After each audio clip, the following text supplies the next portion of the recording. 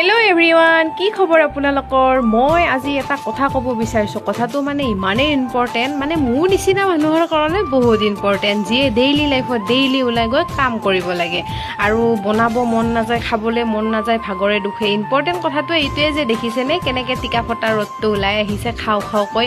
পৃথিৱীখন কোনফালে গৈ আছে ক'বই পৰা নাই। পৰিব লাগে ঠাণ্ডা, পৰি আছে গৰম, মানে বনাবলৈ মন নাযায়। সেয়ে ভাবিলোঁ ৰাতিয়ে মানে ৰেডিমেড ব্ৰেকফাষ্ট এটা বনাই দিওঁ, ৰাতিপুৱা জল্দি খাব পাৰিম। 2 চামুচ অ'টছ, অকণমান চিয়া চিডছ, খিচমিচ আৰু কাটি ৰখা আপেল কেইডোখৰমান দি তাত গাখীৰ ঢালি দিলোঁ। আৰু এতিয়া মই তাত দি দিম খেজুৰ, কাটি ৰাখিছোঁ। ধুনীয়াকৈ খেজুৰখিনি দি দিলোঁ, দি ঢাকনিখন ধুনীয়াকৈ মাৰি ফ্ৰিজত ভৰাই দিম। মানে এইটো বহুত মানে হেল্ডিও হয় আৰু মানে আপোনালোকে জল্দি বনাব পাৰে। আৰু ৰাতিপুৱা ফ্ৰিজৰ পৰা ওলাই মই ইমান ধুনীয়া লাগিছে খাই মেলি, মোৰ মানে পেটটো ঠাণ্ডা পৰি থাকিব, আপোনালোকৰ বেছি সময়ো নাযায়, হেল্ডিও হয়।